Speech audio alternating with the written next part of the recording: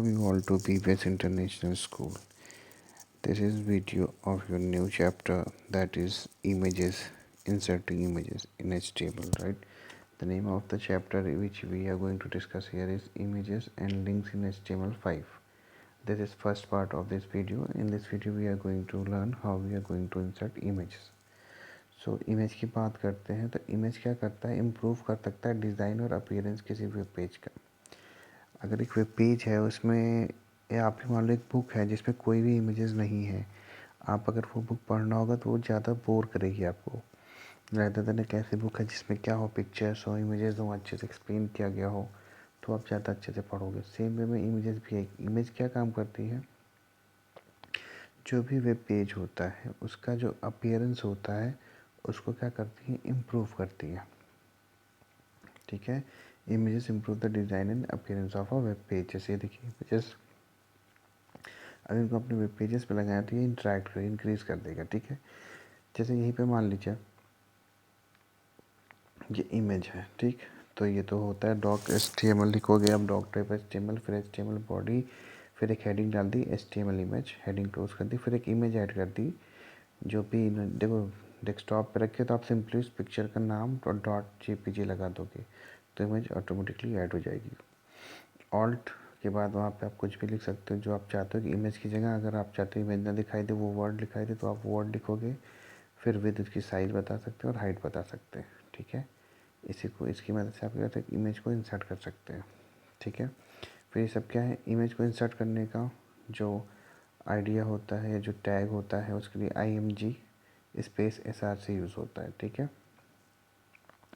फिर यहाँ बात करते हैं सिंटेक्स। HTML इमेज के सिंटेक्स को देख लेते हैं। जो HTML है, IMG टैग है, ये काम क्या करता है, ये इम्बेड करता है इमेज को किसी वेब पेज में। ठीक है, इमेज अगर हम टेक्निकली बात करें, इमेज हम इंसर्ट नहीं करते वेब पेज में, इमेज को हम लोग लिंक कराते हैं। ठीक है, जो इमेज टैग होता है वो एक होल्डिंग स्पेस क्रिएट करता है रेफरेंस इमेज के लिए। ये क्या करता है, एक जगह घेर के रखता है, उस जगह पे जहाँ भी इमेज को, जो भी इमेज को ऐड किया है उसका रेफरेंस लिंक रखता है। ठीक है, वो एक्चुअली वहाँ पे इमेज प्रेजेंट नहीं होती है, उसकी लिंक प्रेजेंट होती है। जब भी कोई इस पर क्लिक करता है तो वो लिंक वहाँ से मिला के इस पेज पे क्या करती है, ऐड कर देती है।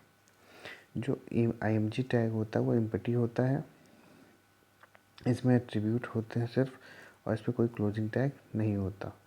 जो IMG टैग उसमें दो रिक्वायरमेंट्स होते हैं, दो एट्रीब्यूट की ज़रूरत होती है। पहला SRC, जो ये बताता है कि वो इमेज कहाँ से, इमेज आप अगर ऐड करना चाह रहे हो तो इमेज कहीं होगी, तो इमेज आप कहाँ से ऐड करना चाह रहे हो वो आप यहाँ पे लिखोगे SRC में। फिर ALT में क्या लिखोगे, ये बताता है ऑल्टरनेटिव टेक्स्ट, अगर इमेज नहीं वहाँ पे है तो वहाँ पे क्या टेक्स्ट लिखा हुआ आप चाहते हो। कभी कभी होता है कि इमेज की जगह आपको टेक्स्ट कुछ लिखा होता है, तो उस केस में आप ALT का यूज़ कर सकते हो। ठीक है, SRC एट्रीब्यूट को देख लो आप लोग।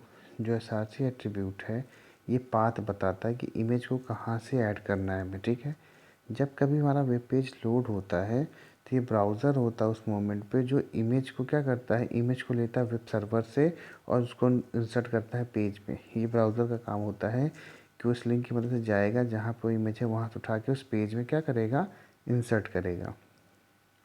इसीलिए हमेशा ये श्योर कर लो कि जो एक्चुअली वहाँ जो इमेज जहाँ से आपने जो आप ऐड करना वो इमेज वहाँ पे हो, वहाँ से डिलीट ना की गई हो। ठीक है, कहीं कहीं अगर डिलीट हो जाए उसमें देखो क्या होता है, आइकन मतलब ब्रोकन आइकन बना होता है, टूटा हुआ आइकन रहता है। ठीक है, और वहीं पे कुछ ऑल्ट की मदद से वो इस इमेज की जगह, अगर इमेज वहाँ पे प्रेजेंट नहीं है तो इस इमेज की जगह हम कोई टेक्स्ट वहाँ पे क्या कर देते हैं, डिस्प्ले कर देते हैं। ठीक है, इतना समझ में आया। फिर ऑल्ट एट्रीब्यूट की बात कर लेते हैं।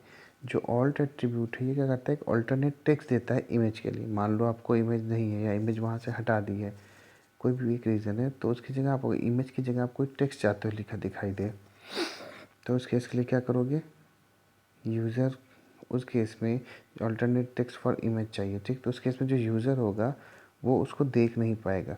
स्लो, कभी कभी स्लो कनेक्शन हो जाता है एरर में, या SRC एट्रीब्यूट में स्क्रीन रीडर में कोई प्रॉब्लम हो गई तो इस केस में ये हो जाएगा। ठीक, तो जो रिक्वायर्ड ALT एट्रीब्यूट है वो क्या करता है, वो एक ऑल्टरनेट टेक्स्ट अपीयर कर देता है कि इमेज के लिए। अगर यूज़र फॉर सम वो पिक्चर डाउनलोड नहीं हो पाती, वो इमेज डाउनलोड नहीं हो पाती, तो उसकी जगह वो टेक्स्ट लिखा दिखाई देगा। ठीक है। जो वैल्यू होगी ऑल्ट की वो डिस्क्राइब होनी चाहिए। ऑल्ट मतलब जैसे क्या होना चाहिए, जैसे यहाँ पे देखो आप, इस केस में इमेज अगर आप यहाँ पे देखो वो नहीं है, ऑल्टरनेटिव टेक्स्ट पैराग्राफ लिखा है, फिर इमेज SRC ये लिखा है, ऑल्ट में क्या लिखा है, फ्लावर्स इन चाइना। देखो यहाँ पे इमेज आज की ऐड है, अगर ये इमेज यहाँ से हटा दोगे तो यहाँ पे जो इमेज दिख रही है उसकी जगह क्या लिखा देगा, फ्लावर्स इन चाइना दिखाई देगा आपको, ठीक है। तो ये ऑल्ट ये करता है, इनकेस उसको डाउनलोड नहीं कर पाया या वो इमेज वहाँ से हटा दी गई तो उसके बदले वो टेक्स्ट दिखाई देगा। अगर ब्राउज़र गया ढूंढने उस इमेज को, अगर ब्राउज़र इमेज नहीं मिला उस इमेज जहाँ पे बताया आपने, तो उस केस में ALT में जो भी लिखा होगा वो आप वहाँ पे स्क्रीन पे दिखाई देगा आपको। इस वीडियो में यहीं तक करते हैं। नेक्स्ट वीडियो में हम लोग डिस्कस करेंगे कैसे हम लोग CSS की मदद से इमेज को और अच्छे से स्टाइलिश बना सकते हैं। Thank you.